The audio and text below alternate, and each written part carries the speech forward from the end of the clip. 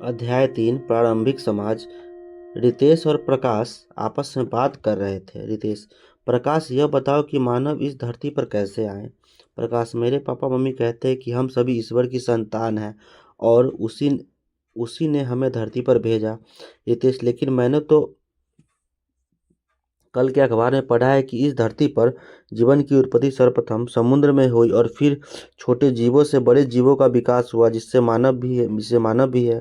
प्रकाश: तब हमारे पूर्वज कौन थे, देखने में वे कैसे लगते थे और मानव का प्रारंभिक जीवन कैसा था।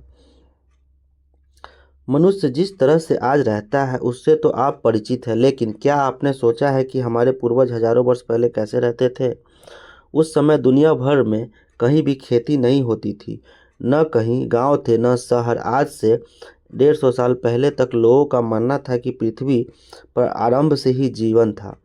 पेड़ पौधे और मनुष्य को बनाने वाला ईश्वर था। लेकिन बाद में वैज्ञानिकों ने इस बात की खोज की कि पृथ्वी पर करोड़ों वर्ष पहले जीवन की उत्पत्ति हुई थी। उसका स्वरूप धीरे धीरे बदलता रहा। कहा जाता है कि मनुष्य जिस रूप में आज है वह लाखों वर्ष के क्रमबद्ध विकास का परिणाम है। आरंभिक मानव के बारे में जानकारी कैसे मिलती है। हजारों साल पहले जो लोग रहते थे उनके बारे में हम ठीक ठीक तो नहीं जानते, लेकिन उस समय की बची हुई चीज़ों को देखकर और अपनी सूझबूझ से कुछ अनुमान जरूर कर सकते हैं।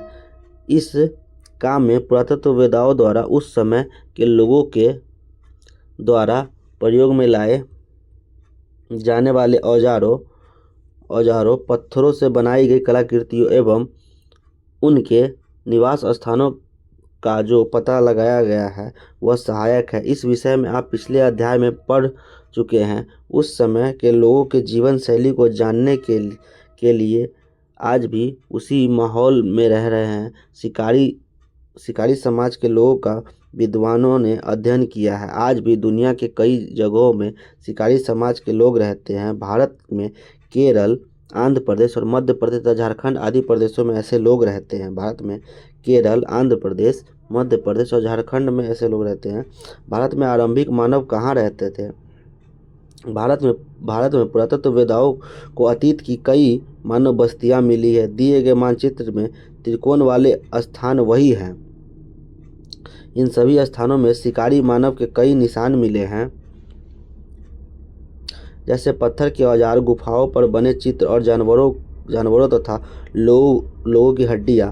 गुफा ही उनका बसेरा था। मध्य प्रदेश में भीमबेटका गुफा है ना, बुढ़नी, पंचमढ़ी, भेड़ाघाट और महेश्वर उन स्थलों के उदाहरण हैं। मध्य प्रदेश में भीमबेटका, बुढ़नी, पंचमढ़ी, भेड़ाघाट और महेश्वर उन स्थलों के उदाहरण हैं। कई पुरा स्थल नदियों और झीलों के किनारे पाए गए हैं। मानचित्र महत्वपूर्ण पुरा स्थल को दिखाया गया है। पिक्चर ब्लर है, पढ़ लेते हैं। आरंभिक मानव की जीवन शैली कैसी थी। दुनिया में जगह जगह वे लोग जंगलों में 20-30 लोगों के छोटे छोटे झुंड में रहते थे। जंगल में हिरन, भैंसा, शेर, खरगोश आदि जानवरों का शिकार करते थे। नदियों एवं तालाबों में मछली पकड़ते थे। मधुमक्खी के छत्तों से शहद भी इकट्ठा करते थे। वे जंगली पेड़ों के फल तोड़ लाते, पौधों की मीठी जड़ें और कंदमूल, आलू, शकरकंद जैसे खोद लाते और जंगलों में अपने आप उगे जंगली अनाज को काट लाते।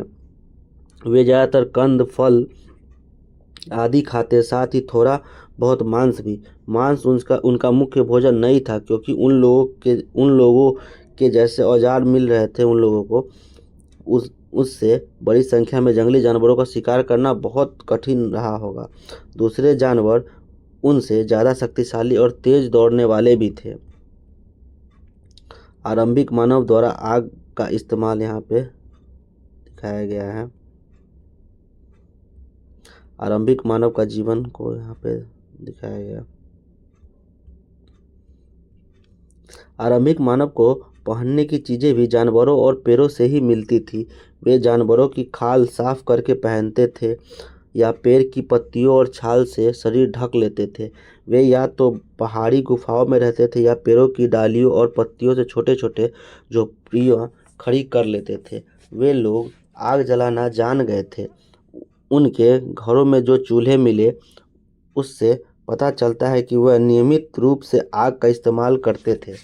लोगों के झुंड में महिलाएं और बच्चे भी रहते थे। पुरुष शिकार के लिए जाते जबकि महिलाएं कंद मूल फल और अन्य जंगली अनाज इकट्ठा करती। समूह के लोग बच्चों का खास ख्याल रखते थे।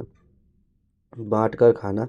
आरंभिक लोग साथ साथ शिकार करते थे क्योंकि अकेले जानवरों को मारना कठिन होता था। भोजन लोगों द्वारा समूह में ही इकट्ठा किया जाता था और उसे सब लोग मिल बांट कर खाते थे। यह बहुत ज़रूरी था क्योंकि जंगल से क्या मिलेगा इसका पक्का भरोसा तो होता नहीं था।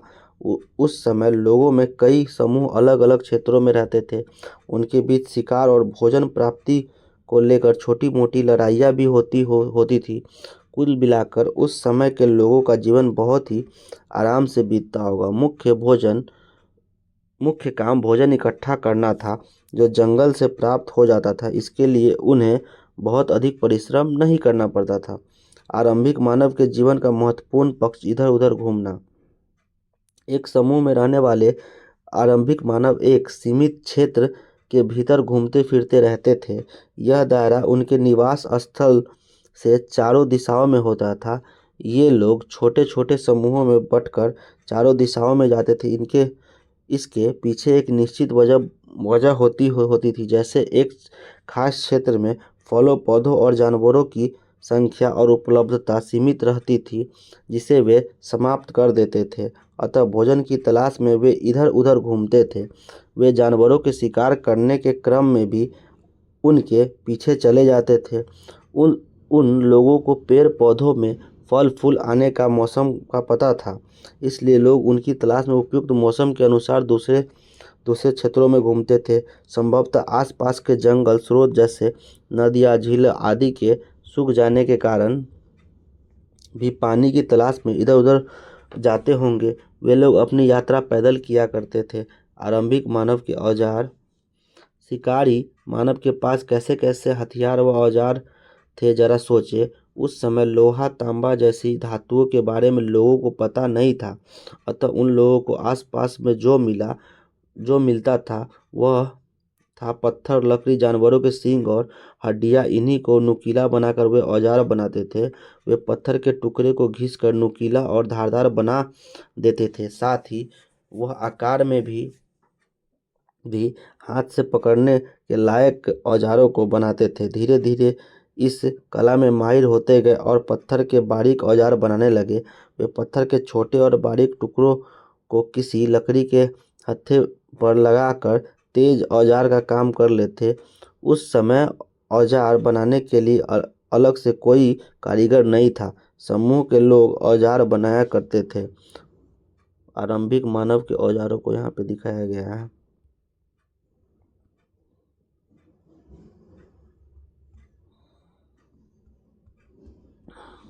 पत्थर और लकड़ी के औजारों का उपयोग शिकार। आरंभिक मानव द्वारा बनाए गए चित्र यहाँ पे देख सकते हैं आप।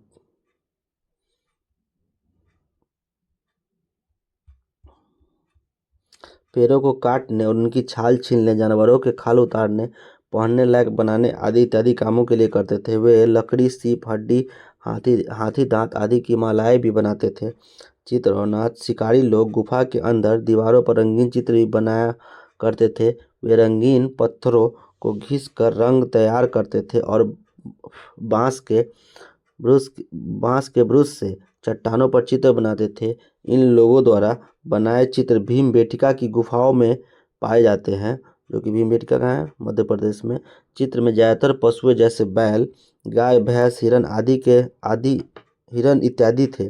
चित्रों के बनाने के अलावा उनके जीवन में एक और महत्वपूर्ण चीज़ था नाच डांस। वे सब मिलकर देर रात तक नाचते थे। पैसरा का सूक्ष्म निरीक्षण। पैसरा बिहार के मुंगेर जिले में स्थित है। यहाँ पर आरंभिक मानव से संबंधित पुराने स्थल मिले हैं। यहाँ से यूरोप यानी फ्रांस में पाए जाने वाले आरंभिक मानव के औजारों की तरह के औजार मिले हैं। पैसराज संभवतः आवास और निर्माण स्थल था। नाम और तिथियाँ। नवपाषाण कालीन हड्डियों के औजार को यहाँ पे दर्शाया गया है और नवपाषाण कालीन पत्थर के औजार को यहाँ पे दिखाया गया है। जिस काल के मानव के बारे में आपने ऊपर पढ़ा है, उनके जीवन में पत्थरों का स्थान सबसे महत्वपूर्ण था। आपने देखा कि पत्थर की गुफा, उनके औजार, उसी के आभूषण का प्रयोग वे करते। अतः इस काल को पुरातत्वविदों ने पाषाण यानी पत्थर काल नाम दिया है।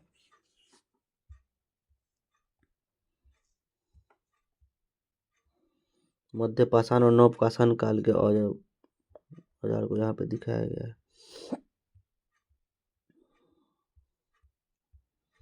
औजार बनाने के तरीकों में और जीवन शैली में आए परिवर्तनों के जो प्रमाण मिलते हैं, उस आधार पर पाषाण काल को 3 भागों में विभाजित किया जाता है। आरंभिक चरण को पूरा पाषाण काल यानी लगभग 20 साल के से 14,000 साल पहले तक कहते हैं। इस समय लोग शिकार और भोजन संग्रह के रूप में अपना जीवन बिताते थे। आग का आविष्कार एवं अस्थायी आवास इसी काल में उन्होंने शुरू किया। मध्य पाषाण काल, इस काल में पर्यावरणीय बदलाव आए और वातावरण में गर्मी बढ़ी, जिसके कारण गेहूँ, जौ, मंडुआ जैसे अनाज स्वयं उग आए तथा कई क्षेत्रों में घास वाले मैदान बनने लगे। घास पर आश्रित शाकाहारी जानवरों की संख्या इस वजह से बढ़ने लगी। इस समय लोगों द्वारा पत्थरों के और अच्छे औजार बनाए गए, जिसे लकड़ी पर लगाकर इस्तेमाल किया जाने लगा। इन परिवर्तनों के आधार पर इस काल को मध्य पाषाण काल कहा गया। लगभग 14,000 साल पहले से 8,000 साल पहले तक। पाषाण काल का अंतिम चरण नवपाषाण युग के नाम से जाना जाता है। इस युग में मानव के जीवन, उनके रहन सहन तथा कला कौशल में बड़ा बदलाव आया। आप इसके विषय में अगले अध्याय में पढ़ेंगे। इसका काल 8,000 साल से 3,000 साल तक है।